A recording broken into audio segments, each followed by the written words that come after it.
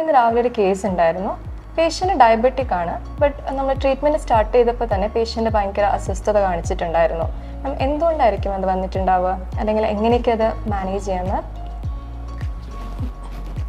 നമ്മൾ ഡയബറ്റീസ് ഇപ്പോൾ നമ്മളുടെ ക്ലിനിക്കിൽ വരുന്ന പല ആളുകൾ നോക്കുമ്പം ഒരു 90% ആളുകളും ഡയബറ്റിക് എന്ന് പറയാറുണ്ട്. അപ്പോൾ നമ്മളിങ്ങനെയുള്ള ആളുകളെ നോക്കുമ്പം എപ്പോഴും അവരുടെ ഇൻവെസ്റ്റിഗേഷൻ റിപ്പോർട്ട്സ് നന്നായിട്ട് സ്റ്റഡി ചെയ്യുക. പിന്നെ ഇങ്ങനെ ഡയബറ്റിക് പേഷ്യൻസിനെ അവരുടെ എൻഡോക്രൈനോളജിസ്റ്റ് അല്ലെങ്കിൽ ഫിസിഷ്യനുമായിട്ട് നമ്മളെപ്പോഴും ട്രീറ്റ്മെൻറ്റിന് മുമ്പ് ഒരു ഡിസ്കഷൻ, അതായത് പേഷ്യൻ്റെ സിസ്റ്റമിക് സ്റ്റേറ്റസ് ഡെൻറ്റിസ്റ്റിനേക്കാൾ എപ്പോഴും നന്നായിട്ട് അറിയാവുന്നത് എൻഡോക്രൈനോളജിസ്റ്റിനും ഫിസിഷ്യനും ആയിരിക്കും.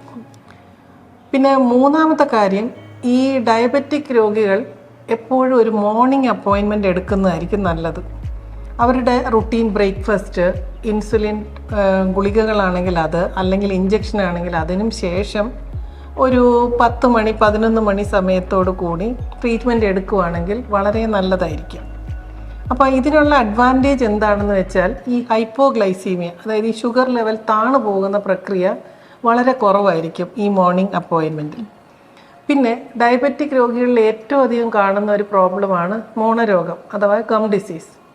അപ്പോൾ ഇതിന് ഇവർ ശ്രദ്ധിക്കേണ്ട കാര്യം, ഓരോ പ്രോബ്ലംസും അത് വഷളാകുന്നതിന് മുമ്പ്, അതായത് അഗ്രവേറ്റ് ചെയ്യുന്നതിന് മുമ്പ് തന്നെ ഡെൻറ്റിസ്റ്റുമായിട്ട് ഒരു 1 in 3 months 3 മാസത്തിൽ ഒരിക്കലെങ്കിലും ഒരു ചെക്കപ്പ് നടത്തി ഡെൻ്റൽ പ്രോബ്ലംസ്, ക്യാവിറ്റീസ്, അതുപോലെ ഗമ്മിൻ്റെ ഹെൽത്ത് ഇതെല്ലാം അഷ്വർ ചെയ്ത് വളരെ വൃത്തിയായിട്ട് പോവുകയാണെങ്കിൽ ഇങ്ങനെയുള്ള കോംപ്ലിക്കേഷൻസും വളരെയധികം സമയമെടുക്കുന്ന പ്രൊസീജിയേഴ്സും നമുക്ക് ഒഴിവാക്കാൻ പറ്റും.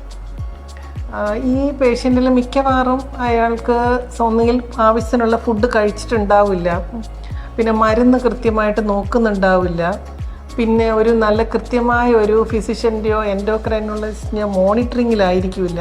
ഇങ്ങനെയൊക്കെയുള്ള കാര്യങ്ങൾ ഉണ്ടാവാം. അപ്പോൾ അത് നമ്മൾ വളരെയധികം ടേക്ക് കെയർ ചെയ്യുകയും രോഗികളിൽ ഇതിനുള്ള അവെയർനെസ് ചികിത്സയ്ക്ക് മുമ്പ് കൊടുക്കുകയും ചെയ്യേണ്ടതാണ്. ഇത്രയാണ് നമ്മൾ എപ്പോഴും ശ്രദ്ധിക്കേണ്ട ചില കാര്യങ്ങൾ.